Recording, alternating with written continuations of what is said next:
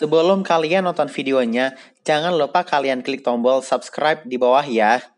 Terus jangan lupa aktifin notifikasinya, biar nggak ketinggalan video gue lainnya. Ting!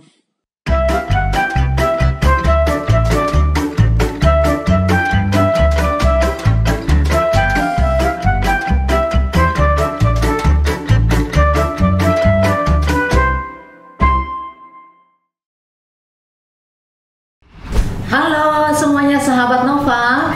Hari ini saya Mama Nova kedatangan tamu-tamu istimewa. Mereka orang-orang yang luar biasa. Siapa mereka? Mereka adalah orang tua dari Amstar Band. Yeay! Kita kenalan ya satu-satu dengan mereka. Coba sekarang kita mulai dari pria istimewa hari ini, yaitu Bapak Isnu. Coba Bapak Isnu. Terima kasih Bu Yun. Iya. Putranya siapa Pak namanya Pak? Nova. Nova, sama kayak saya. Oke, Bapak Isnu ya. Oke, kemudian di samping saya ada saya Anita, ibunya Sinta. Nah, itu Sinta ya. Satu-satunya wanita di grup Star Band. I'm Star Band. I'm Star Band. Oke. Kemudian ada yang bajunya warnanya sama seperti saya. Ye, Ibu Indah ya. Saya Indah, ibunya Arya. Oh, oke. Kemudian yang di tengah ya. Nina, mamanya Zafran. Oke, kemudian tamu kita kemarin Ibu Dewi. Namanya Abi. Oke, tepuk tangan. Terima kasih sudah hadir di studio Nova. Hari ini agendanya kita ingin membahas tentang suka duka, sharing informasi kepada para sahabat Nova semua. Apa saja yang telah mereka alami, apa saja sudah mereka perjuangkan dalam menghadapi membesarkan anak-anak tercinta. Oke, kita mulai dari siapa ya? Kita mulai dari Dewi. udah ini dulu. Ibu, iya, nggak apa-apa ya, karena wanita satu-satunya. Iya, Amstar Band itu satu-satunya yang wanita adalah Sinta. Nah, kita tanya sama mamanya ya. Iya. Gimana? Kita mau tanya sama Mama Sinta. Ya, Sinta itu sekarang usianya sudah berapa ya, Bu? Sinta Oktober kemarin alhamdulillah 24 tahun. Oh, 24 tahun. Kelahiran dari Di Surabaya, 2 Oktober 1997. Oke. Nah, Sinta itu terindikasi pertama kali autism usia berapa ya?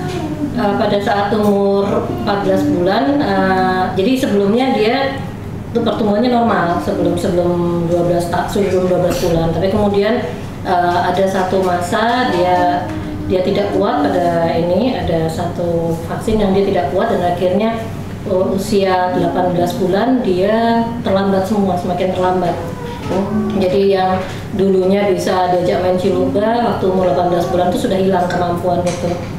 Kontak mata hilang. Jadi sempat sebenarnya bisa kontak mata. Bisa. Oh, sempat, kemudian umur 18 bulan lalu hilang. Iya, hilang. Kemampuan itu hilang. Jadi kalau disentuh tidak mau, sebelumnya nggak masalah. Jadi kalau digendong dia menolak, itu 18 bulan. Lalu dapat keputusan bahwa Sinta itu autism dari tim dokter atau bagaimana? Ya, alhamdulillah saya dari psikologi, jadi saya tahu lah paling tidak. Tapi Apa itu keputusan 18 bulan itu. 18 bulan Iya, itu? iya, karena ada satu masa yang dia udah benar-benar menolak saya. Jadi saya deketin, saya duduk di sebelahnya, dia pergi, kemudian dia nyalakan TV di luar, tapi sama caranya. Jadi dia udah benar-benar menolak, nggak mau dideketin, udah nggak mau ada orang di sekitarnya. Iya. Oke, kita coba ya sambil ngobrol, kita coba tanya juga ke ibu mamanya Arya. Kalau mamanya Arya, sekarang Arya itu usianya berapa? Arya usianya sekarang 27 tahun. 27. Ya. Lahirnya 17 November tahun 1994 di Jakarta. Oh, Ya. oke. Nah, Arya itu terindikasi bahwa dia itu autism itu usia berapa? Sebetulnya Arya ini nggak pernah dinyatakan autism, tapi dia waktu umur 8 sampai 9 bulan antara itulah dia didiagnosa Sotos syndrome. Sotos syndrome. Iya. Apa itu ya? Bisa dikasih gambaran sedikit aja? Jadi Sotos syndrome itu kalau gejala fisiknya waktu dia bayi itu tiap bulan dia pertambahan lingkar kepalanya itu 2 cm.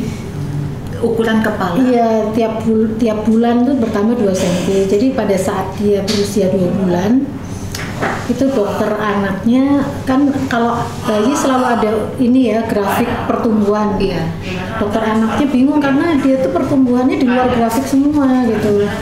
Apa aja? Pertumbuhan apa aja? Tinggi badannya, pertambahan tinggi badannya di luar grafik, lingkar kepala di luar grafik, berat badan di luar grafik. Jadi dokternya lingkar kepala tiap bulan nambah, terus semuanya di ini, terus akhirnya saya disuruh untuk CT scan waktu itu. Dikira dia hidrosefalus karena kepalanya tuh besar gitu, karena tiap bulan dia bertambah terus. Iya. Jadi dia kepalanya kalau kan bayi suka diangkat ini sama dokter supaya ngecek lehernya.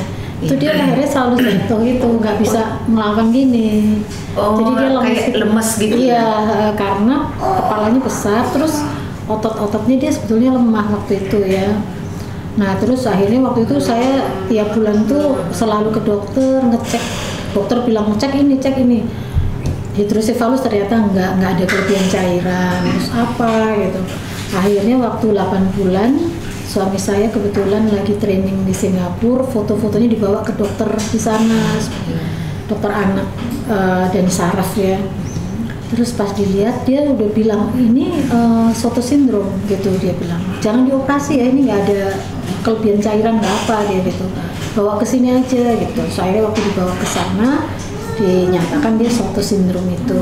Tapi Sotos syndrome itu banyak ininya juga, jadi banyak variannya lagi. Variannya, jadi dia tuh kalau kita baca tuh agak serem juga gitu. Jadi kemungkinan nanti kanker, kemungkinan ini kejang, epilepsi kemungkinan. Nah waktu itu dokter waktu dia awal itu udah melihat grafik ini listrik di kepala tuh kan dicek di sana di Singapura. Dia udah bilang nih ada kecenderungan kejang gitu.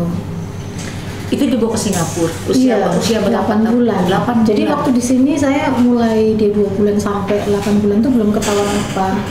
Sampai akhirnya saya bawa ke Singapura baru dinyatakan itu adalah Sotos syndrome.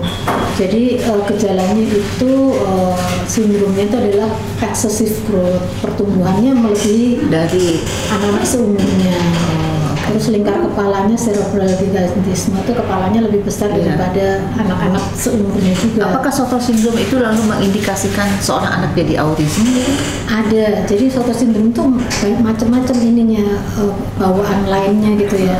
Ada yang Sotos mungkin nggak gejala autis, tapi kalau Arya tuh ada autisnya gitu. Umur berapa tahun ibu kemudian dapat info bahwa Arya autism? Tadi Sotos syndrome itu cerita sendiri ya. Iya. Tapi yang autismnya Saya sih nggak pernah ada yang mendiagnosa dia autism.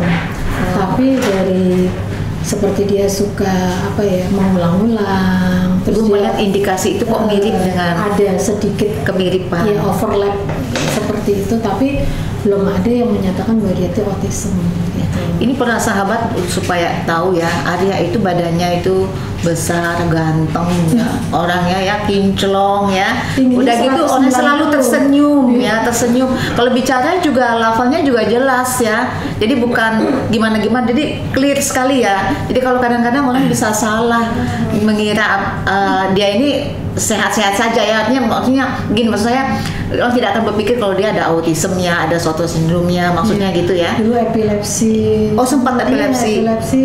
Jadi ya itu dari grafik yang itu kan ada kelemahan saraf. Tapi Iya. waktu dia umur 6 tahun tuh mulai sering kejang. Iya. Nah kemudian ini Arya kan selalu tersenyum. Apakah itu ada dampak karena dia Sotos syndrome-nya atau gimana? Apa ya? Kalau senyum itu Kayaknya Bukannya dia tuh memang karakter ya? Ini dia suka bersosialisasi. Oh, Dia bukan ramah karena sekali. efek Jadi- mungkin dari saraf kepala mungkin apa enggak ya? enggak seperti maksudnya kalau orang yang terus ketawa-ketawa sendiri enggak juga gitu. Oh. Tapi dia itu suka Mudah sekali sekali bersosialisasi. Jadi Iya. sebetulnya dengan berkumpul itu dia senang sekali itu. Makanya dia tuh kayak gembira, senyum. Jadi kalau kayak di rumah tuh di kompleks tuh semua orang kenal sama dia, satpam kenal, tetangga kenal, tukang sayur kenal. Tadi ibu ada cerita lucu, jangan coba-coba kirim nomor kontak kepada Arya. Iya.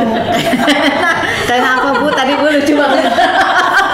Ya dia itu ini. Bisa ditelepon. Iya di telepon kadang-kadang kan dia tidurnya sendiri. Iya. Jadi dia bawa handphone, saya nggak tahu ternyata jam 12 malam tuh dia nelpon. Ada keluarga saya tuh yang ditelepon gitu. Terus untungnya orangnya nggak ini ya, nggak marah gitu. Kalau dia cerita, tadi aku ditelepon sama Arya jam 12 malam. Terus pas ada juga pembantu pas pulang kampung jam 12 malam ditelepon sama dia. Terus suaminya tanya, siapa itu? Kan suaranya besar, laki-laki gitu soalnya. Laki-laki jantan. Jadi terus saya suka saya ingetin pokoknya nggak boleh ya lewat jam 10 udah nggak boleh nelpon orang. Yang kadang-kadang korbannya tuh ya Mbak Dewi, Nita. Ini korbannya. Sering diteleponin itu. Untungnya Karena pada Bu Dewi itu saat- ramah sekali. Nah kalau ini yang di tengah Mama Jafran. Nah kalau Mama Jafran gimana? Itu Jafran bisa kelahiran dari apa di mana, tanggal berapa? Zafran lahir di Jakarta tahun 2001. Oh tahun 2001. Iya. Oke. Pada saat lahir semuanya normal. Maksudnya saya sesar ya, tapi kondisinya Zafran itu normal. Setelah seperti jalan 1,5 termasuk normal kan. Iya. Nah tapi udah satu tahun 17 bulan kok nggak ada perkembangan bicara, suara ada. Oh itu 17 bulan. Ya, sampai ditungguin sampai 2 tahun, sampai itu nggak ada. Akhirnya saya ke dokter, dikasihlah obat untuk perangsang bicara, tapi itu pun hanya suara, bukan kata-kata yang keluar. Oh, tapi ini maaf, memang ada ya obat perangsang bicara ya? Ada ya? Oh, Bentuknya cairan. oh, Saya sampai nyobain rasanya kayak apa sih? Asem. oh, itu apa yang terangsang? Jadi kita pengen ngomong terus gitu ya? Jadi merangsang dia ngomong, ngomong gimana sih cerewet, apa juga dia omongin ya bahasa yang dibilang bahasa planet itu. Oh, gitu kan. Ini asli ya sahabat ya, saya baru tahu ya. Makanya kita nih sharing ya, biar kita tahu pengalaman masing-masing ya. Apa saja sih yang dialami, dikonsumsi ya. Ya terus gimana Bu? Jadi itu umur 17 bulan dikasih Iya. cairan untuk merangsang Iya. bicara dan Itu memang 2 tahun. 2 tahun. Dan itu memang dia bicara akhirnya. Hanya suara. Hanya suara. Jadi bicaranya melalui terapi bicara. Oh, 3 tahun. Jadi Zafran itu 6 tahun. Kata-kata pertamanya itu mama usia 6 tahun. oh, oke Mama. Sedih sekali pasti ya. Iya. Lalu yang memponis atau menginfokan kepada ibu bahwa Jafran autism usia berapa? Sebelum 2 tahun. Jadi Sebelum 2 tahun? saya masuk ke galeri, Iya. bawa Zafran. Zafran tuh nggak mau diem, semua didorong-dorong. Iya. Yang ada rodanya dia dorong-dorong. Ada bapak-bapak nyamperin ke saya, Iya. Bu, anaknya sama saya. Oh, oke. Ibu telepon aja istri saya. Ini kemarin istri saya baru bawa ke dokter. Akhirnya saya telepon istrinya betul. Nah ditunjukinlah salah satu dokter yang sekarang jadi ketua Yayasan Autis, Oh, Ibu Dokter Meli. Dr. Meli ya. Oh. Nah itu indennya itu Wah, saya tahu. Agustus. Iya, itu luar Agustus biasa saya akhirnya. telepon, Desember tahun depannya baru dapat. Wow. Itu Waiting list-nya waiting list. Waiting list bukan main ya. Memang itu pas itu tahun 2001 itu paling 2001. banyak. kalau Yang paling nggak salah. banyak ya. Paling banyak. Dan maaf, kelahiran tahun berapa Jafra? Zafran 2001. Oh, 2001. Oh, oke. Itu orang sudah mulai aware dengan autism itu ya. Karena Bu Meli juga kayaknya sedang naik daun juga waktu itu ya. Saya ingat banget. Nah, ini kita mau nanya ke Bu Dewi atau langsung ke Pak Isnu? Pak Isnu deh coba. Keburu ngantuk ya. Oke, kita ke Pak Isnu ya biar kita variasi ya, sahabat-sahabat semua. Coba Pak Isnu gimana? Lahir di mana putranya? Kemudian tanggal berapa? Nova lahir tahun 1996 November di Jakarta. Oh, oke. Waktu itu sih belum begitu update ya autis ya. Cuma di beberapa majalah-majalah sudah banyak tuh. Iya. Nah dari 12 ciri-ciri itu Nova itu ketika usia 1,5 tahun itu 9 ciri itu ada. Waktu itu saya bilang istri saya, Nova kok seperti ini ya? Istri saya masih belum percaya. Enggak. Nah, akhirnya setelah hampir 2 tahun kami bawa ke Dokter Saraf di Keramat ya, dengan Keramat Mbak Dewi. Pas sama beliau dirujukan ke Dokter Meli juga. Kemudian divonis bahwa Nova itu masuk autis. Itu umur berapa? 2 tahun. 2 tahun itu diinfokan bahwa Betul. Nova itu autism. Ya. Oh, oke. Sedih dong Bapak ya? Ya titipan ya. Oh, ya. Ini memang Bapak yang banyak ngurus Nova atau kebetulan hari ini ibunya nggak bisa ikut? Itu saya bekerja kan, jadi hari ini saya ngantor bisa. Oh, Bapak siaga. Amin. Oke, sekarang kita mau tanya nih ya perjuangannya. Jadi ketika mengetahui bahwa anak autism, apa sih langkah-langkah yang dilakukan oleh ini bunda-bunda sama bapak ya yang tercinta ini untuk membantu putra-putri tercinta supaya bisa mungkin sembuh, bisa kan ingin tahu ya apa ini bisa seperti yang lain tumbuh normal seperti yang lain atau bagaimana. Kita mulai dari Mama Sinta, upayanya apa waktu itu ya? Ya yang jelas kaget pastilah ya gitu kan, kayak nah ini waktu itu pada saat itu si Sinta nggak bisa jalan, kaku semua badannya, bahkan untuk mengeluarkan lidah dari bibir aja dia nggak bisa gitu. Nah, saya pengen tahu tuh, karena tahun berapa? 98 lah. 98. Itu kan masih jarang tuh, bayangkan saat itu ya autism nggak terlalu aware ya masyarakat. Kadang-kadang kita nih mohon maaf ya, kadang-kadang anak autism itu kadang-kadang dianggap macam-macam lah. Betul. Ya tanda tanyanya banyak sekali dan orang cenderung agak takut-takut ya Bu ya. Nah coba waktu itu Ibu menerima kata-kata autism itu apa yang dirasakan? Nah, kaget, bingung, karena saat itu kan juga belum terlalu booming yang masalah googling, browsing kan, buku kan pada masuk itu ya. Benar. Jadi ya benar-benar di materi pelajaran pun saya juga cuman autism itu hanya satu kalimat aja, autis adalah bla bla bla bla gitu kan. Tapi lebih populer gangguan perkembangan lain gitu. Jadi terus terang bingung pada saat itu. Reaksi maaf bapaknya bagaimana, adiknya mungkin kakaknya, keluarga gimana? Kan kadang-kadang kan begini ya, ini mohon maaf nih ya, kadang-kadang kan keluarga itu juga ada tidak semua itu bisa menerima ya, ada kadang-kadang ada penolakan, mungkin karena mereka masih kaget, mungkin juga kurang pengetahuan ya. Betul. Tapi kalau sebagai ibunya ya insya Allah ya kita itu selalu berusaha ya Bu ya, walaupun dengan sebanyak tanda tanya ya kita jelas. Itu tanda tanya tidak jelas ya. Ya emang kita depannya kayak apa tuh udah nggak kebayang. Rasanya gelap gulita ya Bu, bingung ya. Jadi tapi kita selalu berusaha untuk mencari tahu ya Bu ya. Betul. Nah waktu itu reaksi keluarga bagaimana Bu?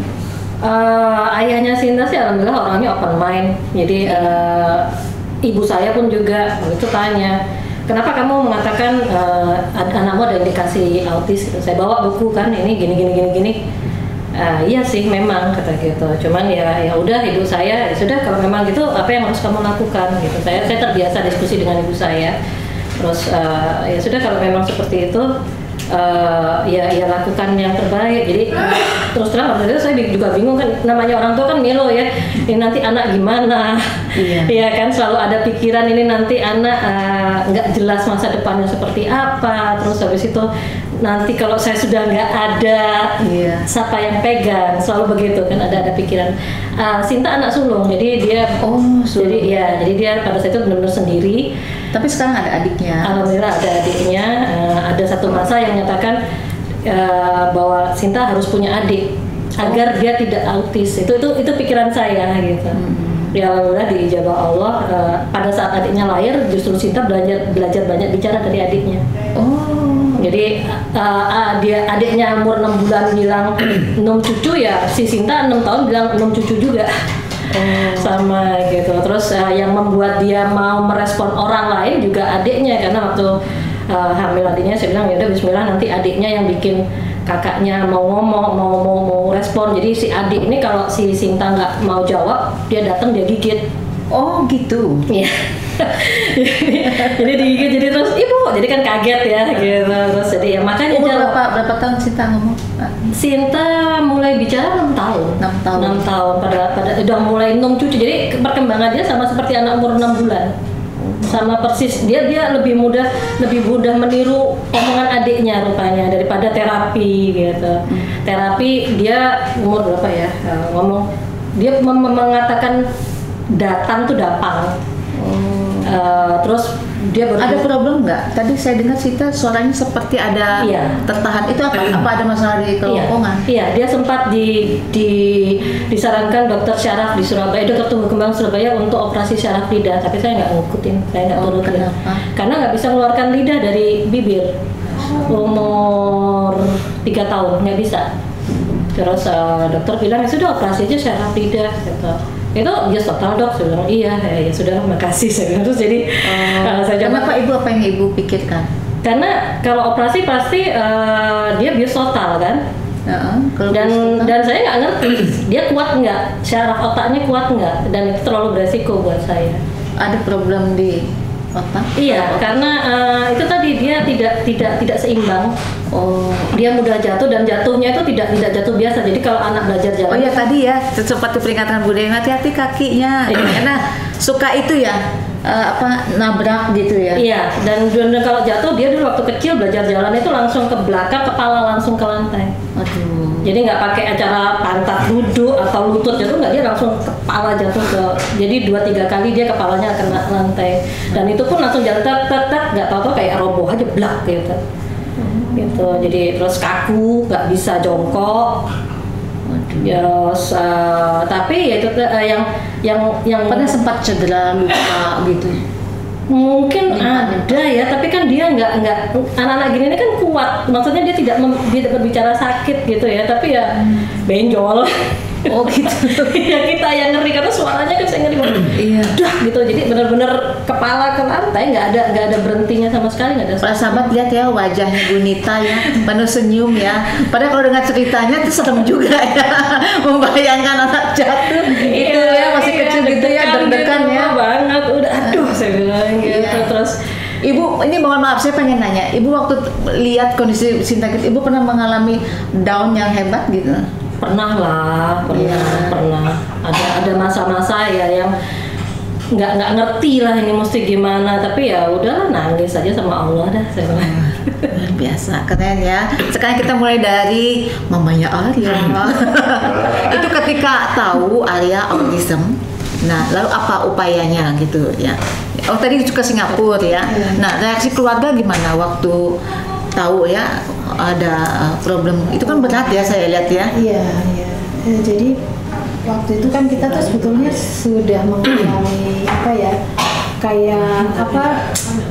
secara mental tuh kayak udah diuji tuh mulai dia 2 tahun itu kan kita mencari tiap bulan tuh apa ini anak ini kenapa. Dokter selalu berganti-ganti, dokter ini bilang ini terus akhirnya yang terakhir itu yang dari di Singapura itu ternyata dia bilang suatu sindrom. Ya saya sama suami waktu itu ya kaget down juga ya. Dan itu suatu sindrom tuh masih referensi di Indonesia nggak ada, jarang sekali itu loh dibanding dengan autis itu.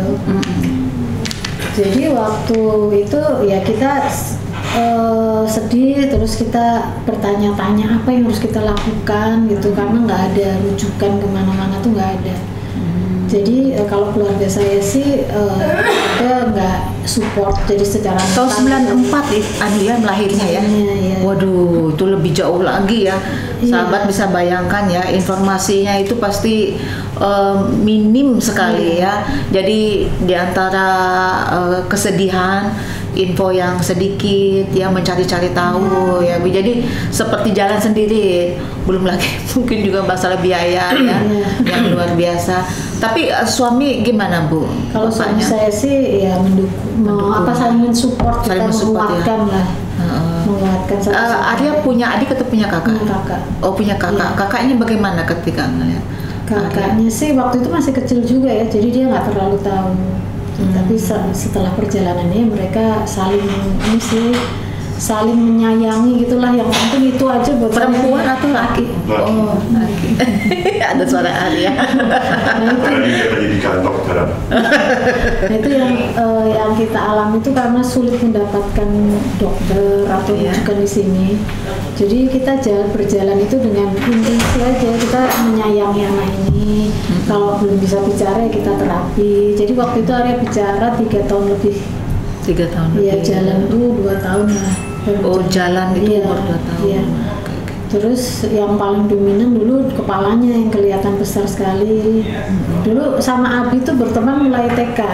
Jadi makanya mungkin Bu Dewi tahulah bentuk-bentuknya Arya waktu itu.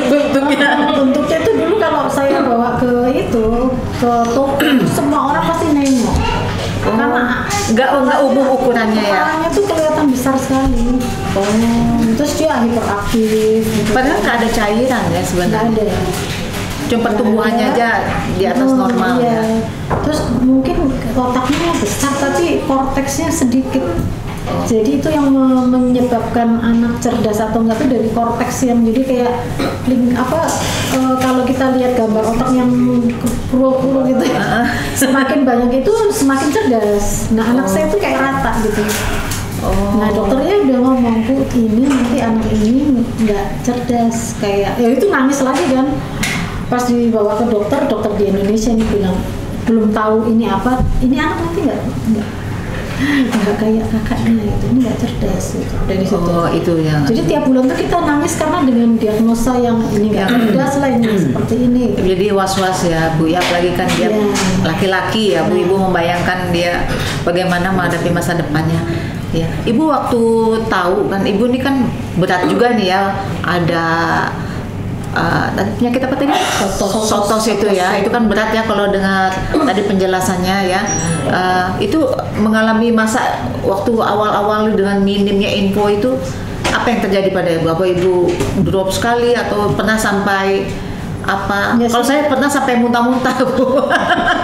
Kalau saya ini Bu, jadi kalau saya tuh mikirnya berserah diri ya ke Allah ya, jadi ikhlas kalau kita terima gitu, karena kita sayang sama anak ini. Jadi yang dipikir bukan kita sedih atau apa, tapi anak ini gimana gitu, kasihannya justru sama anak ini, nanti dia bagaimana, itu yang kita pikirkan di situ. Khawatirnya ya. Jadi ya kita membesarkan dia tuh dengan pokoknya dia, makanya anaknya gembira mungkin ya, pokoknya dengan gimana supaya dia tuh seneng gitu, bahagia gitu. Meskipun juga cara mendidiknya juga kadang keras, kadang harus sabar gitu, tetap aja seperti itu. Seperti ibu-ibu yang lain ini mendidik anaknya, saya lihat kadang dikerasin, kadang harus kita juga ini, karena kan tujuan kita membuat dia menjadi akan lebih baik lagi. Iya. Tapi Arya tuh ya itu Bu, jadi ada waktu yang dia tiba-tiba, saya kan perhatikan, katanya tumor, katanya kayaknya dia sehat, ternyata ada kista di sini Bu. Kista tuh di rahang. Di rahang? Jadi rahangnya waktu itu sempat harus dipotong. Rahang ya, ternyata di situ banyak kistanya. Kan kita nggak ngira ya Bu, orang kan saya gini, katanya tumor atau kanker, saya lihat badannya nggak ada benjol-benjol, nggak ada benjol yang muncul kan, aman, sehat gitu. Ternyata pas dia pasang behel di foto, giginya tuh sampai sini, ternyata kistanya udah besar-besar. Nah, itu harus operasi. Kista itu maaf ya, saya ini nggak minim juga pengertian. Kista Kista itu itu semacam apa, daging tubuh kan? Jadi dia tuh seperti ada yang tumbuh tapi sebetulnya cairan Bu. Tapi itu cairan. makin lama makin membesar bisa memakan tulang rahang. Jadi kalau didiemin dia nggak kerasa sakit. Tapi tulang rahang tuh makin lama makin Habis. Terus tiba-tiba ada orang yang krak patah gitu ya. Ternyata tuh ada kista besar tuh udah makan tulangnya. Waduh. Bisa begitu Bu. Itu jenisnya tumor atau apa ya? Nah, pas di itu tumor jinak. Oh, tumor Iya, jinak. tapi ada Berarti luar biasa sekali nih ya Ibu menghadapi problem. Ya pokoknya yang paling berat tuh operasi itu sama epilepsi. Epilepsi. Epilepsi itu dia dioperasi juga otaknya Bu. Oh, ada epilepsi juga. Ya, jadi waktu dia umur 6 tahun sampai 14 tahun dia sering kena serangan yang lemas. Kalau saya lagi jalan dia nggak boleh kepanasan langsung lemas. Atau kecapean atau stres. Nah itu dia akan. Ini maaf ya, saya tuh pernah lihat orang epilepsi itu sampai buih-buih itu. Ya, apa begitu maksudnya? Kalau awalnya dia cuman seperti kaku gitu ya, pas mau sekolah gitu kaku mulutnya. Terus pas itu ngantuk terus langsung tidur gitu.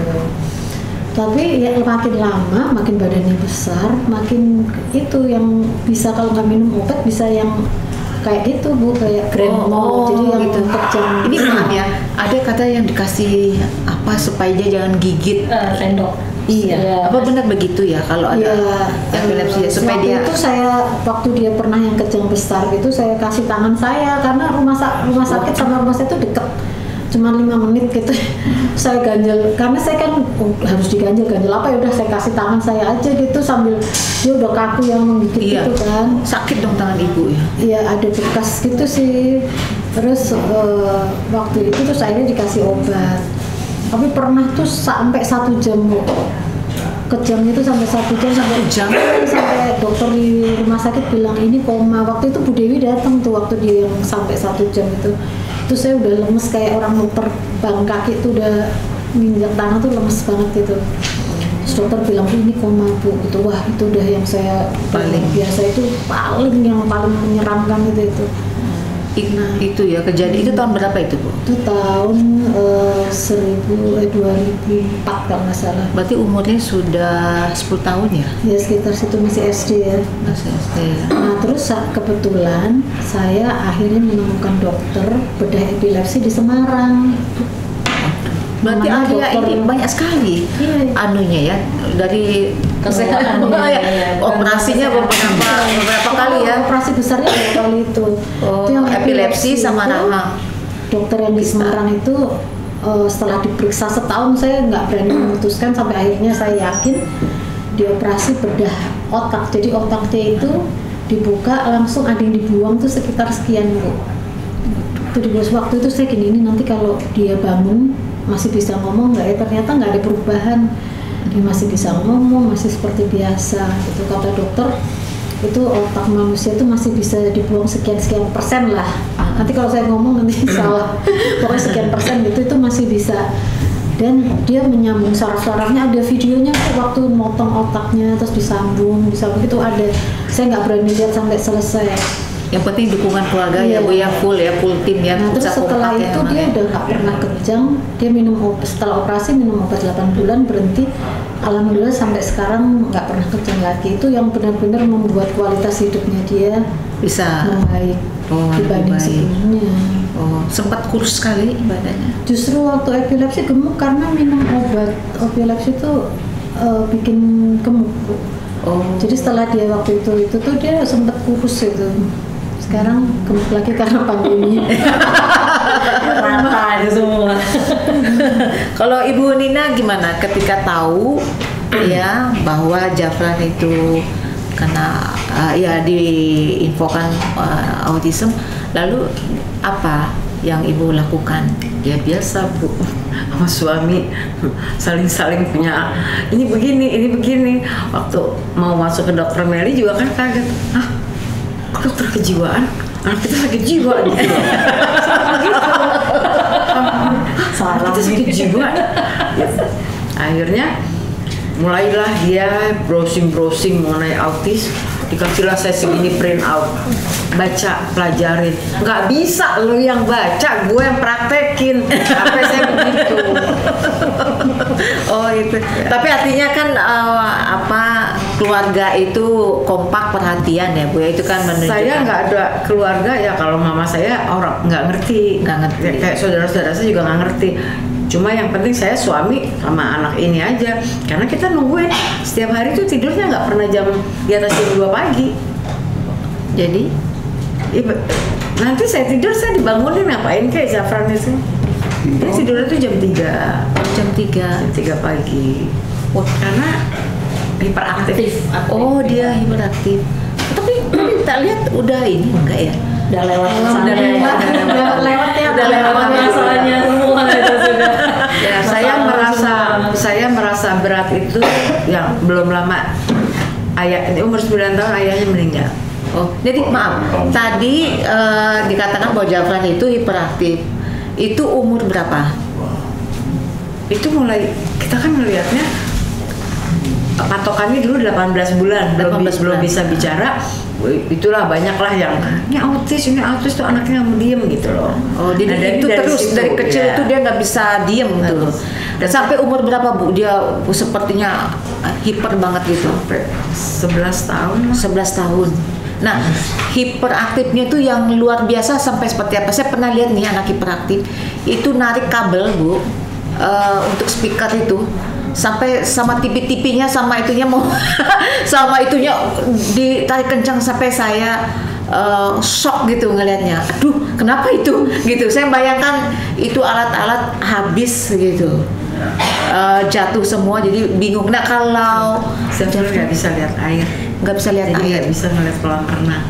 Oh. Dia nggak peduli yang ada di badannya, dia hanya pakai sepatu. Terus ada air bergenang gitu, tergenang di jalan. Iya. Itu dia begini seolah-olah berenang. Coba Bu, itu banyak Bu, orang-orang banyak, tamu-tamu banyak. Itu saya lagi bertamu loh Bu. Iya. Itu orang ngeliatin saya semua. Tapi kan saya tidak boleh malu. Saya nggak boleh ya. Ya gimana Bu? Mau bilang itu bukan anak saya, itu anak saya gimana di tanah? Di tanah, di tanah. Jadi dia berenang di air.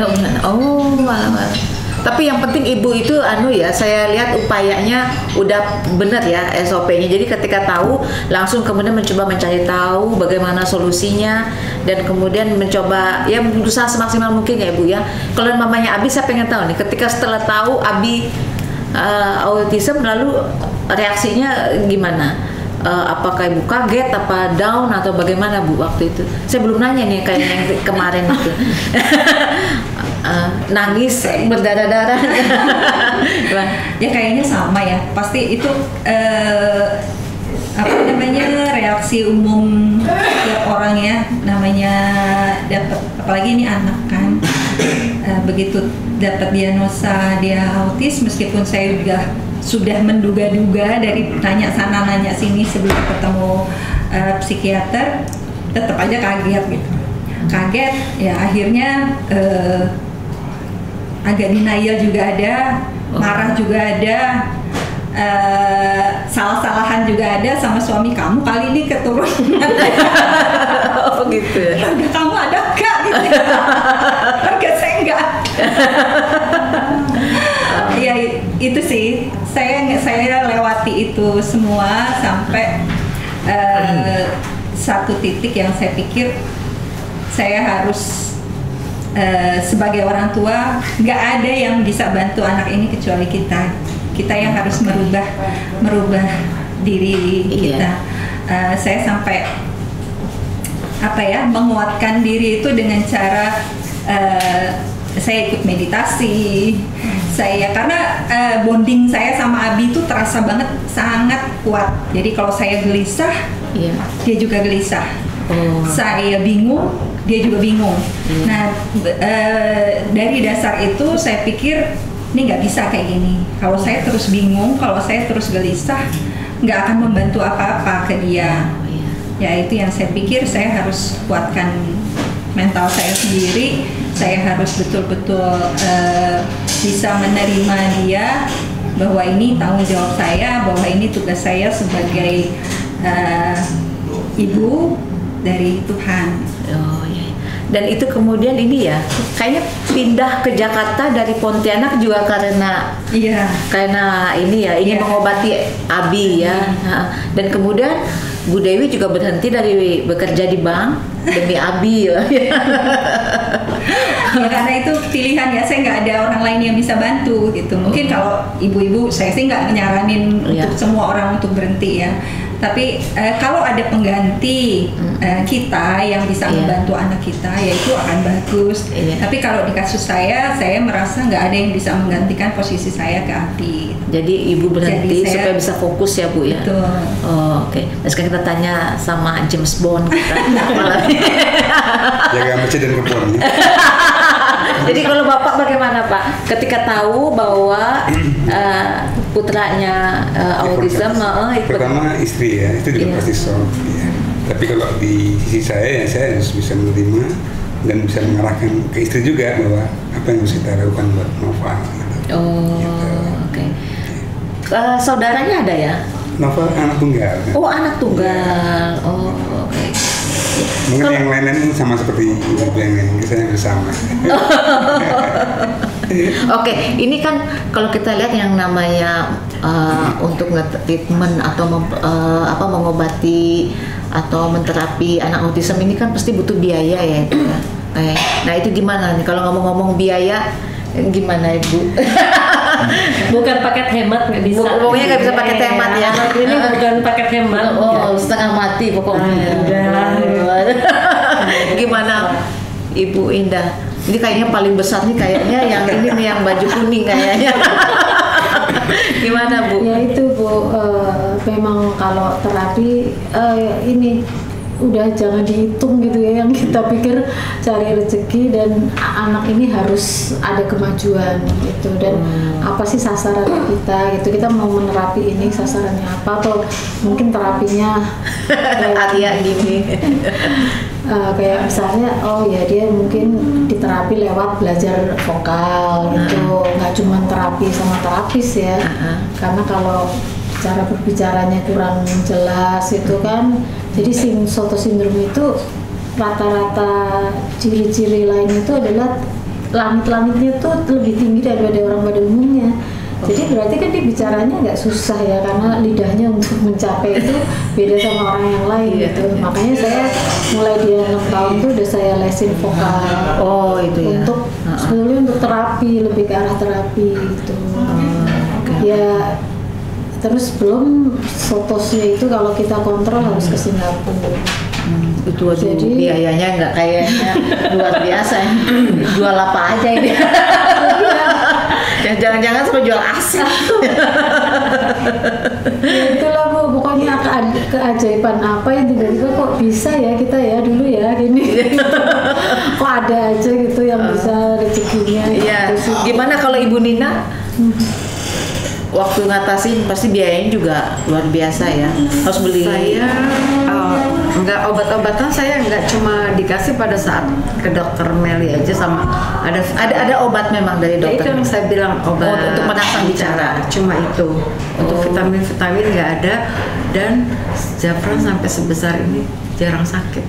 Saya tuh pernah novel waktu kecil dikasih obat yang katanya obat itu untuk orang-orang di rumah sakit jiwa. Pernah menerima obat-obat jenis begitu nggak? Antidepresan mungkin ya. Antidepresan ya gitu ya. Untuk menenangkan. Gitu. Nah, kemudian saya tadinya tidak mengerti, tapi yang ngasih tahu itu dari pihak keluarga. Nah, karena khawatir ada ketergantungan, akhirnya saya putuskan tidak mengkonsumsi lagi itu. Karena saya merasa saya juga tidak mengerti Noval ini apa. Kan bukan orang yang Noval tuh nggak terlalu hiper sebenarnya, tapi dia itu nggak bisa komunikasi gitu, diam saja. Jadi akhirnya saya putuskan, dengan saya jangan ini anak masih kecil, sebenarnya secara fisik sehat aja, tetapi ada problem di komunikasi. Jadi saya tidak mau menimbulkan satu problem kesehatan baru yang saya tidak mengerti wilayahnya gitu. Nah kalau Bu Dewi waktu itu gimana? Banyak juga keluar biaya ya Bu ya? Ini pada takut-takut ngomong biaya, tapi bayangkan sendiri saja kayaknya ya Bu ya. Pasti besar ya Bu ya? Ya saya belajar sendiri juga, ikut tahu juga. Karena soal waktu Abi kan tempat terapi juga masih jarang. Jadi mau nggak mau sebagai orang tua di saat-saat itu harus belajar sendiri. Oh, jadi gini Bu Dewi ini ketangkep ya. Jadi Bu Dewi itu mengatasi biaya, dia mencoba menjadi terapis bagi putranya sendiri. Punya Gitu. tempat terapi Bu. Dan punya oh gitu, apa namanya? Wila Kertia. Oh, Wilok Kertia. Oh, Dulu jadi jadi itu. kecil sampai besar itu ada tempat terapi Mbak ya di Terapinya untuk terapi sebelah apa? rumah persis Bu. enak. Terapi apa aja? Bicara. Terpadu sih. Oh, terpadu. Behavior, utamanya sih behavior. Tapi juga untuk Oh, oke bicara. oke. Oh, nah itu ya solusinya ya. Kalau Bapak Isna gimana ya? Besar ya Pak ya? Terapinya berapa kali Pak waktu itu seminggu Pak? Berapa kali? Di 2 tempat ya. Oh, di 2 tempat? Seminggu di hampir Senin sampai Sabtu ya. Senin sampai Sabtu Ya, terapi ya, terus? betul. Kalau ini terapi juga seminggu setiap hari atau? Jadi terapinya seminggu kayak 3 kali, tapi ada yang kita panggil ke rumah juga Bu. Iya. Waduh, kalau Ibu? Kalau Sinta cuma lewat musik aja sih. Oh, Iya, lewat tapi musik aja. beli alat musiknya itu yang Karena mamanya psikolog kan Bu. Oh gitu ya, lain wajahnya ya. Iya, selalu senyum gitu ya. terapi untuk lidahnya keluar saya kasih es krim aja. Oh, gitu. Tapi alat musiknya sama aja sih ujung-ujungnya karena Oh, iya. dengan musik dia bisa tenang. Oh, Gitu sih. oke. Ini soal pendidikan ya. Saya bukan apa-apa. Saya itu begini. Kenapa saya juga mau tanya? Karena di kanal Noval itu banyak sekali pertanyaan sebenarnya. Kadang-kadang masuk ke Instagram saya juga. Jadi teman-teman kadang-kadang di Gajah Mada itu ya, itu kadang-kadang curhat sama saya lewat Facebook Messenger lah ya. Itu mengungkapkan kesedihan, macam-macam kebingungan dan segala macam. Dan saya melihat ya salah satu hal yang penting buat anak-anak autism itu adalah mereka ini kan dibuat mandiri. Nah untuk mandiri itu membutuhkan yang namanya pendidikan. Nah kita ngomong soal pendidikan nih. Kalau Ibu anaknya TK, SD ikut semua atau bagaimana untuk soal pendidikan Putri? Kalau Sinta dulu TK, jadi kan pada masa itu belum ada inklusi ya, Iya. belum populer ya. Dia STK-nya TK sebuah yayasan, tapi ya tetap aja akhirnya dibully gitu kan. Oh, Jadi sejak TK sudah kenyang bulian dia gitu. Terus SD-nya dia saat 2 tahun sempat SD khusus, kemudian kita pindah ke Jakarta. SD khusus itu SD apa? SD khusus memang, jadi untuk anak-anak gangguan perkembangan. Oh oke. Tapi dia bukan SLB. Bukan SLB. Bukan. Apa ya? Di Biar Surabaya pada ada. supaya tahu ini. Di Surabaya namanya Bina Mandiri. Oh, SD Bina khusus. Mandiri. Iya, SD khusus. Itu untuk khusus autism atau apa? Rata-rata temannya Sinta sih Asperger, kemudian ada slow learner, ada. Oke. Ya. Itu di Surabaya waktu Di Surabaya pada 1-2 tahun pertama. Lalu SMP-nya biasa? Terus kemudian ke Jakarta, saya pilihkan kelas ya sekolah dengan kelas jumlah SMP murid. apa itu? SD Citra itu jumlah muridnya tidak banyak di kelas pada saat itu, hanya jadi kelas 3 sampai kelas 6 dia di SD Citra itu satu kelas cuma 10 anak lah. Ada di itu terus 10 anak. Sekolah swasta. Kita tanya aja bulanannya berapa itu? Mahal. berat lah pada saat Itu sekolah yang berbahasa Inggris itu atau apa? bukan biasa sih biasa. Iya.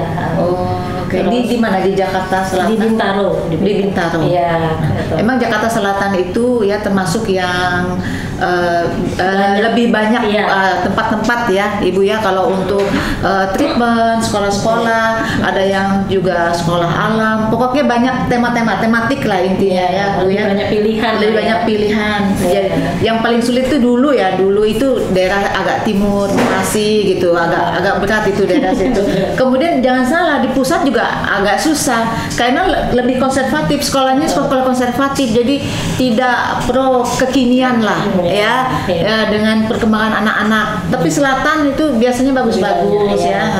Oke, jadi SMP, SMA ya. SMP karena saya melihat kurikulumnya cukup berat buat Sinta dan dia sudah kelihatan tertarik ke musik, akhirnya saya ambil pilihan Sinta homeschooling Kak Seto.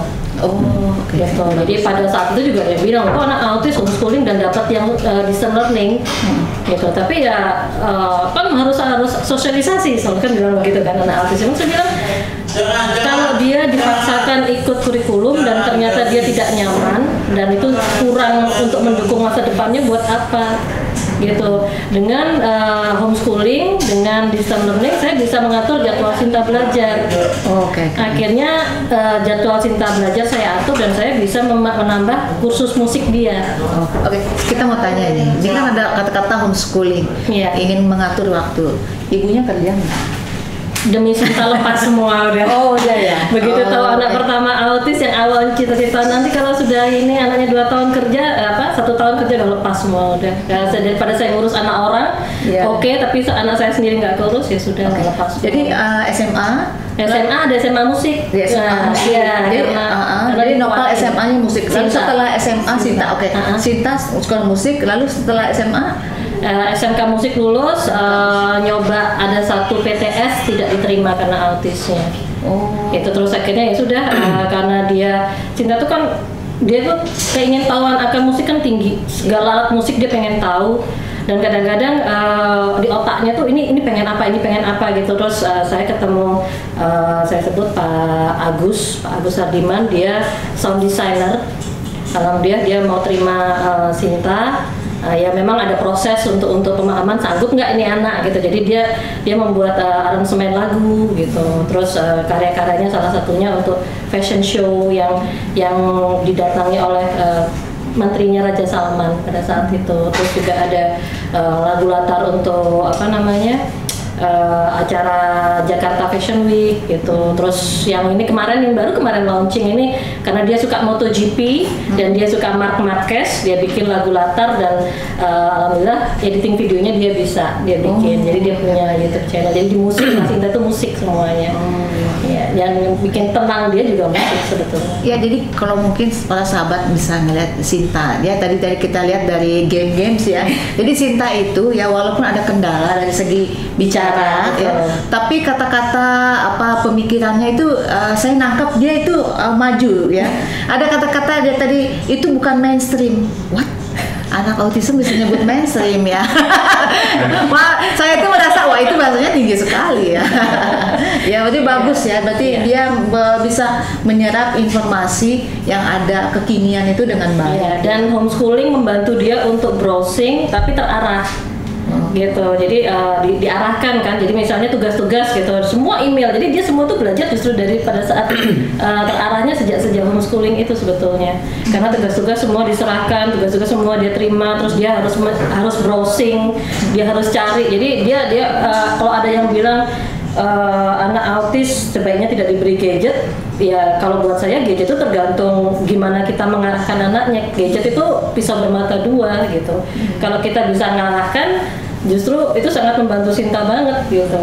Itu psikolog loh yang psikolog dengan 1 pasien nggak kelar-kelar ini. Psikolog kehidupan. Sekarang kita tanya Mama Arya ya. Mama Arya gimana tentang pendidikan dalam rangka membuat Arya lebih mandiri? Ya, gitu. kalau pendidikan tuh kan waktu TK gitu sih kita nggak ada masalah ya, karena di Bintaro kan banyak yang TK yang menerima anak-anak spesial seperti ini.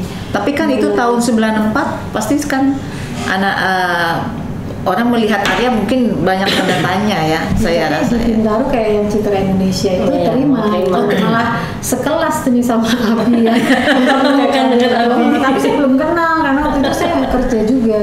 Oh, oke. Saya belum berhenti. Nah, Kerja di mana itu? di salah satu bank swasta nasional.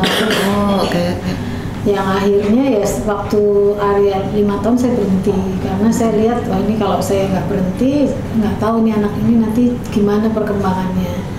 Waktu TK itu kita masih tenang lah karena di sekolah itu masih terima, tapi mulai masuk SD itu yang penuh perjuangan. Oh, SD. Jadi waktu TK mau masuk ke SD dia sempat saya pindah di TK Citra Indonesia yang tadi Sinta juga sekolah. Itu dia masuk SD kelas 1, tapi di situ itu sekelas tuh anak berkebutuhan khususnya ada 5 orang dengan 9 murid, 5 berkebutuhan khusus, gurunya 1. Jadi gurunya tiap hari minum Paramex.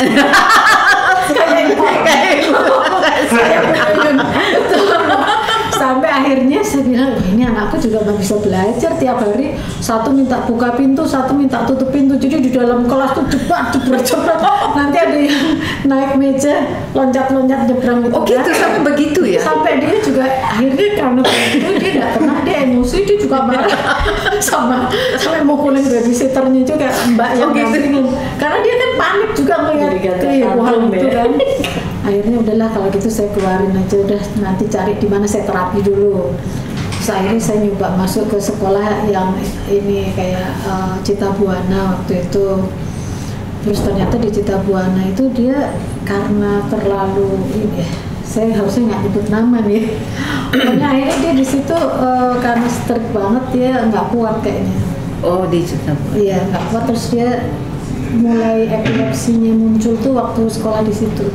2 kali muncul itu pada saat itu. Akhirnya saya pindahkan sekolah yang jadi sekolah di situ itu satu kelas 5 orang. Kalau yang itu Citra Indonesia itu saya pindahin. Cita Buana itu satu kelas berapa orang? Kalau Citra Buana itu 5 anak 3 guru itu 5 anak 3 guru. Tapi ada ini 5 anak itu autism semua. Autism semua. Iya, dengan 3 guru dan itu ada guru ininya native-nya.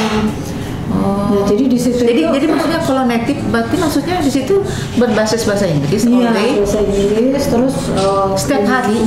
Iya. Okay. Terus waktu itu agak keras juga untuk supaya anak autis tuh lebih perhatian, jadi mereka agak kencang. Nah, itu tapi malah nggak kuat mentalnya itu. Okay. Jadi ibu akhirnya tidak lama di situ Terus waktu itu ada salah satu terapis yang menyarankan, Bu, itu loh Bu Dewi tuh, Abi tuh sekolah di 2 Mei, coba ibu telepon. Saya telepon, saya ngikutin ke 2 Mei. Terus saya lihat di situ, ternyata sekolahnya itu waktu itu gak ada AC-nya. Terus anakku tuh biang keringatnya tuh wah luar biasa. Jadi saya coba berapa hari itu saya harus bawa baju itu tuh dia ganti-ganti terus. Tapi dia happy karena teman-temannya tuh tiap dia turun mobil, bukain mobilnya nih, bawa mobil cuma 1 atau 2 orang. Jadi tuh mereka kayaknya begitu ada yang main gitu, bukain, disambut, dibawa ke itu. Jadi dia happy, dia senang gitu, banyak temennya gitu. Nah terus akhirnya saya pindah ke situ. Tapi justru bakat musiknya tuh muncul di situ karena pada saat umur kelas 4 SD itu sekolah tapi 2 Mei ya ibu ya. Bagus, tapi sudah masih ada. Nah itu ya buat para sahabat Noval bisa ya, sekolahnya di situ sampai hari ini masih ada ya. Itu sekolahnya sederhana. Beda banget lah antara Cita Buana sama itu. Tapi dia tuh happy. Terus waktu itu justru tergali bakat musiknya karena waktu dia kelas 3 SD ya kalau nggak salah ya, itu berdua sama Abi itu karena gurunya tahu, kepala sekolah tahu yang satu bisa nyanyi, satu bisa main keyboard, disuruh naik panggung berdua itu. Ternyata sambutannya itu luar biasa. Saya masih ada tuh CD-nya waktu anak 2 ini tampil pertama kali, tuh heboh, rame sekali gitu, menghibur lah. Jadi tiap tahun ya, akhirnya tiap tahun tuh anak 2 ini selalu tampil untuk ulang tahun 2 Mei itu SD ya Bu ya. SMP-nya gimana? Nah SMP-nya tadinya saya mau masukin situ, tapi kok kayaknya nggak terima gitu ya, SMP-nya nggak terima. Akhirnya ada ini kenalan Ustadz itu, Bu, sekolahin ke ini istri saya, kepala sekolah di situ, masukin situ aja Bu, nanti biar dijagain sama istri saya. Akhirnya masuk ke sekolah situ. Nah, di mana ya sekolahnya, boleh tahu nggak? Di daerah Pondok Pucung. Namanya? Siapa tahu sahabat Noval bisa pada Dahlia. Tapi saya pakai shadow Bu, karena kan pelajarannya udah mulai berat ya. Itu sekolah biasa. Nah itu ya sekolah biasa ya. Nah, tapi ada ini ya yang autismnya bisa diterima satu kelas 1 orang gitu. Nggak ada program gitu. Oh jadi ibu itu ada pendekatan secara pribadi saja. Karena tadi Ustadz itu kepala sekolah, istrinya kepala sekolah. Jadi udah di situ Bu, nanti istri saya ikut ngawasin gitu. Oke. SMA-nya di mana? Nah SMA-nya saya gabung lagi sama Abi di Budi Waluyo. Gitu. Itu untuk ini slow learner. Karena SMA tuh udah berat banget, jadi saya adalah masuk Budi Waluyo aja. Lalu setelah SMA? Setelah SMA kan Politeknik Negeri Jakarta itu membuka untuk kelas untuk warga berkebutuhan. Politeknik Jakarta itu di Politeknik Negeri Jakarta. PNJ. PNJ. PNJ. Politeknik UI. Oh Politeknik UI. Oke. politeknik. Seperti Abi ya. Oh. Iya, satu sekolah bareng terus. Cuma Itu pakai tes biasa atau bagaimana? ada tes, tapi tes minimal lah, maksudnya mereka bisa berkomunikasi, bisa tahu instruksi gitu. Terus Ada kesulitan nggak selama kuliah? waktu kuliah nggak ada sih Bu. Di situ dia happy, pokoknya dia tiap yang banyak manusianya secara sosialisasi Dia senang ada banget. mahasiswa, ada ini dia happy itu. Ini saya nanya tapi ada perbedaan nggak biaya buat Arya sama yang mahasiswa biasa umumnya? Ada dibedakan nggak sama kampusnya? Oh iya lah Mbak ya. Dibedain? Beda. Oh dibedain. Iya. Tapi nggak terlalu jauh ya. Nggak tahu jauh. Berapa persennya? Saya jarang loh nanya, tadi cuma spekulasi aja saya tadi.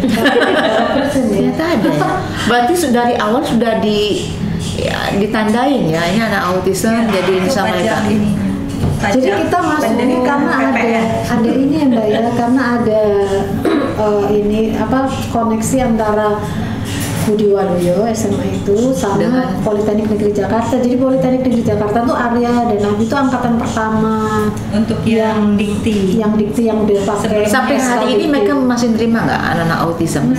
Masih. Tapi dengan program yang Iya. berbeda sekarang. Untuk program yang berbeda. Mungkin mereka sudah pelajari lagi Materi apa, silabus yang macam apa yang cocok ya, tepat ya untuk anak-anak ya, kebutuhan khusus gitu ya. Iya. Jadi lulus dari situ tuh gelarnya pokoknya D3 tuh apa ya Mbak ya? Ahli madya. Ahli madya. Ahli madya. Jadi wisudanya juga di Balai Rum UI ya. Keren ya. Oke, kalau ini Bu Nina gimana? Jafran, waktu sekolah gimana? Ya saya mengalami yang Ibu bilang tadi. Kebetulan saya tinggal di Jakarta Timur. Yang setiap daftar mau TK juga, oh nggak apa-apa Bu, di sini aja. Nanti kalau ada apa-apa, kepala sekolahnya lah pasang badan. Ternyata enggak. Yang komplain memang orang tua murid. Iya, pasti. Karena sifat anak autis kan meniru. Iya. Jadi Jafran selalu guru menerangkan, dia ikut menerangkan. Jadi saya diusir, suruh mundurin diri. Oh, iya. pada orang tua muridnya yang komplain.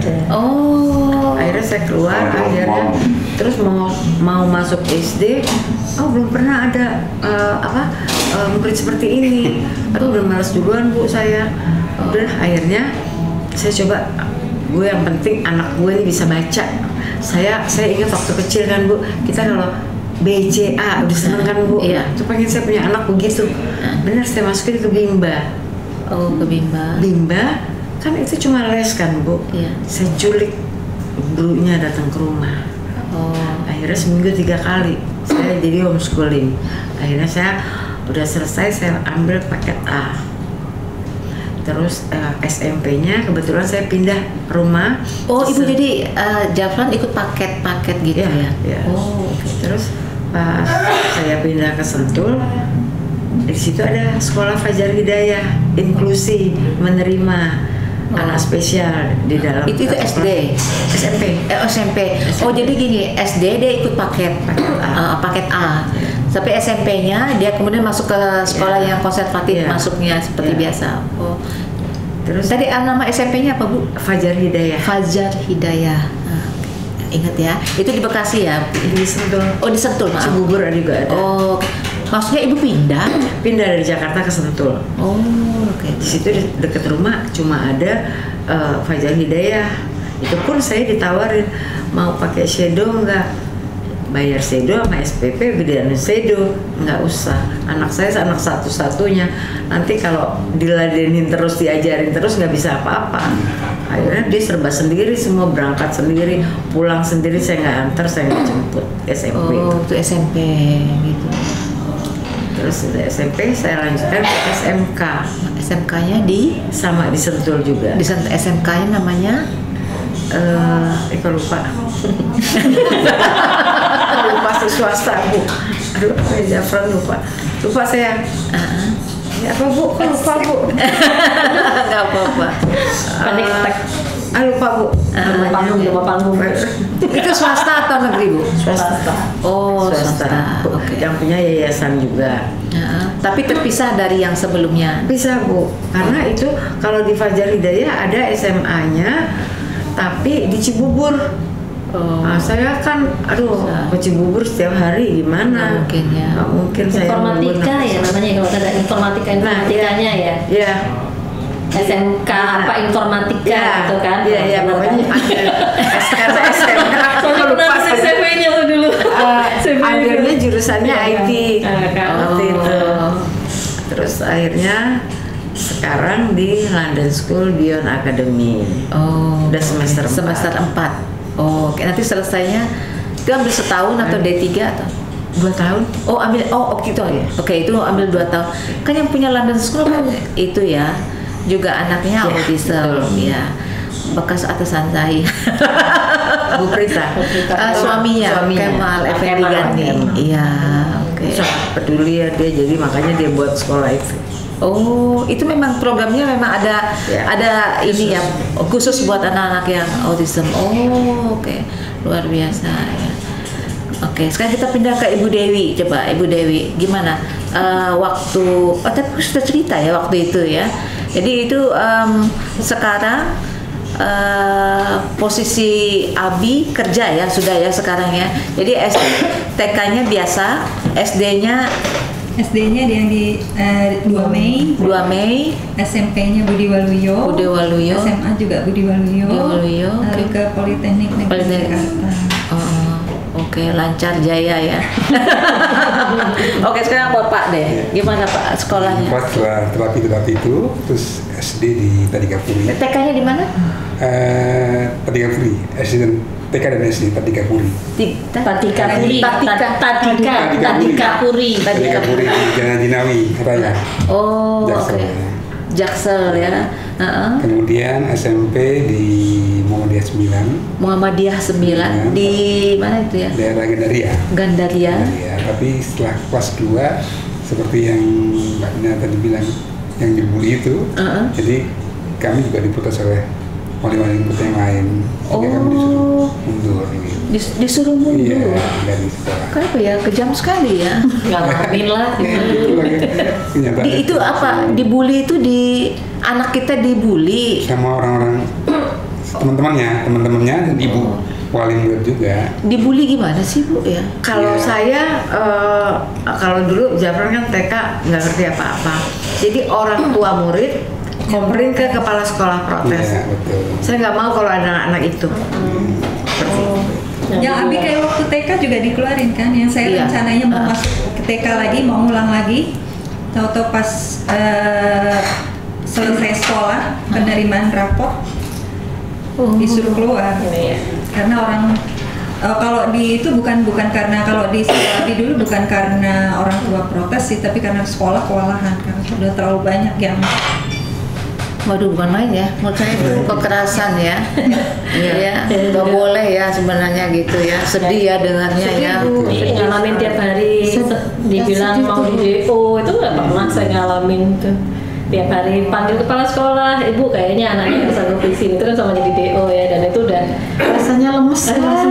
Saya mikir mau dia. Saya itu ya, ini para sahabat ya, saya pernah nyekolahkan Noval itu di Amerika. Di Amerika itu saya itu selalu orang tua, guru, dan kepala sekolah itu menandatangani sebuah ada lembaran seperti aturan main, jadi tanda tangan semua. Yang intinya itu perlindungan terhadap anak-anak kebutuhan khusus gitu. Jadi mereka itu nggak bisa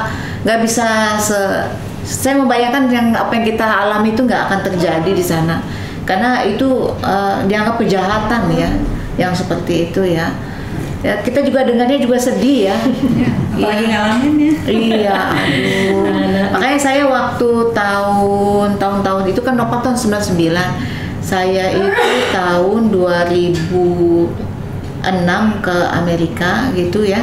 Jadi saya itu merasakan shocknya luar biasa, karena waktu tahun 99 sampai 2006 di Indonesia itu yang menerima Nova untuk masuk SD itu usahanya bukan main. Jadi banyak penolakan, bahkan sekolah di tempat kakaknya sekolah pun tidak mau menerima begitu itu ya. Jadi mereka sudah kenal kakaknya, tapi ketika tahu kondisi adiknya mereka menolak gitu. Nah, saya bayangkan ya waktu saya mengalami kesedihan yang luar biasa. Tapi ketika saya kemudian mengikuti ayahnya Nova untuk sekolah di Amerika, saya kaget yang kedua kalinya, kok di negara ini ramah sekali ya, gitu. Welcome sekali. Mereka yang malah sibuk mencarikan sekolah buat Nova, bukan saya gitu. Saya bayangkan harusnya mungkin begitu kali di negara kita ya. Jadi dari Diknas itu ada inisiatif ya untuk berinisiatif untuk mencarikan solusi kepada anak-anak kebutuhan khusus. Mereka itu harus masuk ke sekolah mana, dan kemudian sekolah itu mereka yang bicara. Jadi bukan kita yang seperti kuat-kuatan dengan masukkan anak sekolah ke sana kemari. Kalau saya waktu itu pihak dari pemerintah Amerikanya yang sibuk gitu.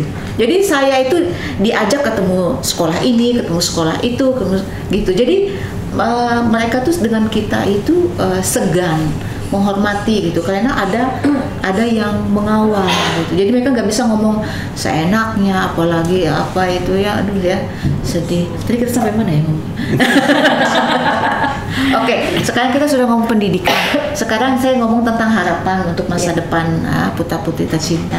Nah, kita mulai dari Ibu deh, gimana tentang kedepannya untuk Sinta bagaimana Bu? Harapan saya pasti kemandirian lah ya. Kemandirian dia, alhamdulillah Sinta sudah bisa ya kegiatan rutin ya sebagai wanita dewasa, dia sudah bisa harus melakukan apa dia bisa. Kalau Sinta saat ini sih saya sedang mencoba supaya dia menginternal, jadi kayak misalnya prioritas dan lain sebagainya masih saya ya kayak misalnya tadi lagi di sini tahu-tahu Ibu besok kita mau ke ini lo fokus Sinta ke arah sini gitu. Jadi jangan pikiran kemana-mana, mereka kan suka loncat-loncat ya pikiran. Jadi ada step-step. Jadi kalau punya anak autis itu kayaknya PR tiada henti lah. Selalu ada hal baru yang harus kita ajarkan, yang harus kita arahkan. Sepertinya fase ini udah lewat. Terus kayak kemarin PR terakhir lah dari saya, adiknya kan alhamdulillah kuliah nih di Palembang di FK Unsri gitu. Terus dia ngikut kan, pengen tahu gitu ada kosnya gitu. Begitu pulang nangis lah dia, aku mau kuliah, aku mau ambil kos ya. Allah, PR lagi saya bilang gitu. Kayaknya ada PR baru lagi gitu. Jadi satu fase ada lagi, tapi ya itulah, itu bikin dinamis hidup aja lah kalau saya pikir. Tapi intinya bahwa dia mandiri. Jadi harapan saya setidaknya dia nanti bisa mandiri ya. Kalau memang Allah pertemukan dengan jodohnya ya alhamdulillah. Tapi setidaknya dia tidak merepoti adiknya lah untuk melayani dirinya sendiri. Itu aja sih. Oke. Kalau mamanya Arya bagaimana sekarang? Kalau ya harapannya sih hampir sama lah ya. Maksudnya kita mengharapkan nantinya dia memang bisa mandiri dalam ini sehari-hari ya untuk dia sendiri, maupun juga kita mengharapkan bisa mandiri secara finansial ya. Nah, itu yang sekarang sedang usahakan itu bagaimana gitu. Sedang mencari format yang tepat bentuknya ya untuk Arya ke depannya ya. Dengan melihat apa potensi yang ada dalam dirinya ya. Gitu. Yang tepat apa ya? Ya sementara sih. Tapi senyumnya sudah oke. Dia tuh pengen jadi penyiar. Itu yang cita-citanya. Iya. Dia saya lihat senang ya dengan ngelihat orang banyak senang sapa ya. Ya senang sekali ngeliat Arya. Kadang saya suka pangling ngeliat Arya. Cuma tadi saya lucu aja nopal panggil dia Om gitu.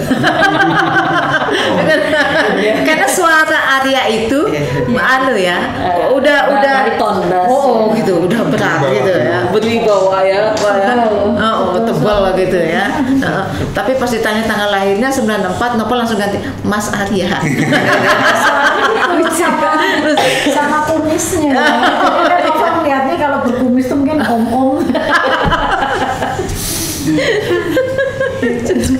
Oke, kalau ini Bu Nina gimana Bu? Sama aja Bu, pengennya sih mandiri. Kalau memang saya juga apakah kalau udah lulus ada yang mau menerima? Itu ada, dihantui selalu bayangan itu. Tapi ya berserah aja. Tapi kita juga siapa tahu band ini, ya mereka kan kalau ngeband kan dibayar Bu. Iya. Itu seneng banget. Itu bagian manajernya. Sampai gajian saya itu setiap habis manggung. Oh gitu. Jadi kantor mungkin.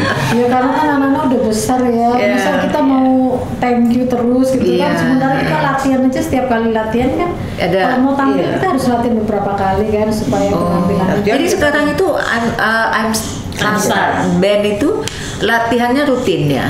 Sejak pandemi kita berhenti. Tapi kalau mau tampil kita Latihan. beberapa kali sebelum tampil. Di mana biasanya?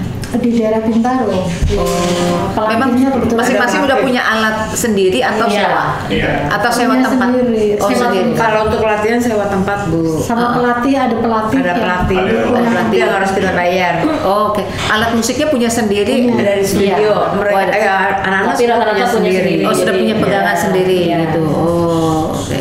Itu ya pasti ada biaya-biaya karena harus sewa Iya. pelatih, sewa tempat ya. Oh. Makanya dibilang tadi kan bukan nggak bisa pakai hemat ya di situ tuh sama. Oh. Oke, kalau mamanya Abi gimana soal masa depan? Ya sama lagi. Abi ini mau diarahkan kemana? Ini itu kalau mau lomba-lomba semangat sekali mau aja gitu ya si Abi ya. Ya habis sih ya itu ya kita punya anak spesial seperti ini kan semua dari Tuhan. Jadi campur tangan Tuhan juga terasa betul gitu. Iya. Untuk saya pribadi juga terasa betul bahwa tangan Tuhan itu selalu terjulur gitu ya, selalu ada yang nggak terbayangkan kok ya bisa gitu. Iya. Ya memang nggak terbayangkan juga sih untuk saya ke Abi karena Abi memang yang dia suka kan hanya dua, main musik dan komputer. Cuman dua itu aja dari dulu. Oh, jadi sekarang dipikirkan apa yang bisa buat dia hidup secara ekonomi bisa mandiri Iya. ke depan dari situ Iya. ya.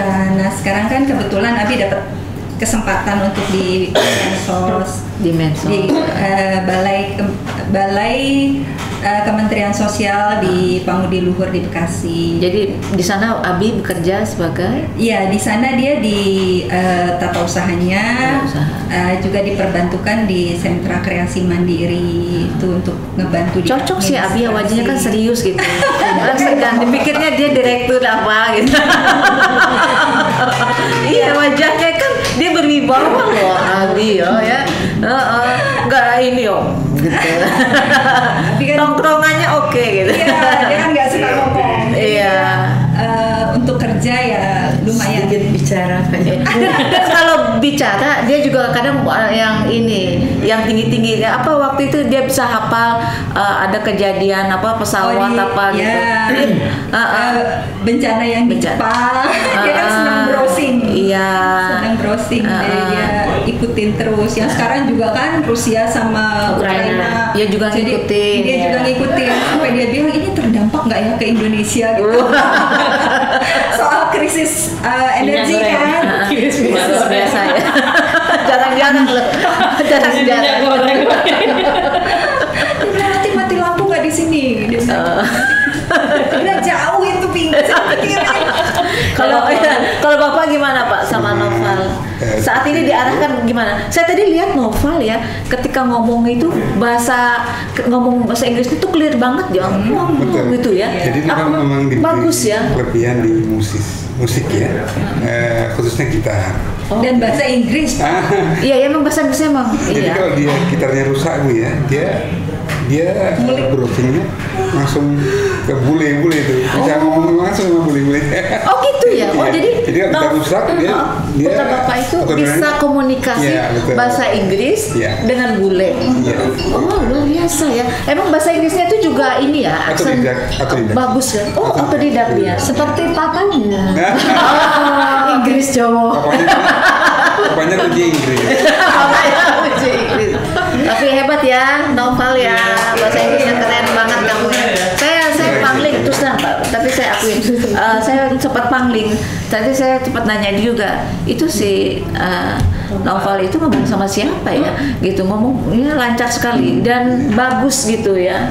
aksennya juga dapat gitu ya, clear banget gitu ya. Iya, keren ya. Untuk musik juga Novel luar biasa. Oh ya, oh kenapa dia apa kelebihannya Pak di Main musik? Pak? gitarnya Di bagus gitar, banget. dia gitar. Oh Terus dia gitarnya gitar. keren banget ya. Gitarnya keren banget. Oh itu belajar juga otodidak. Otodidak semua. Otodidak.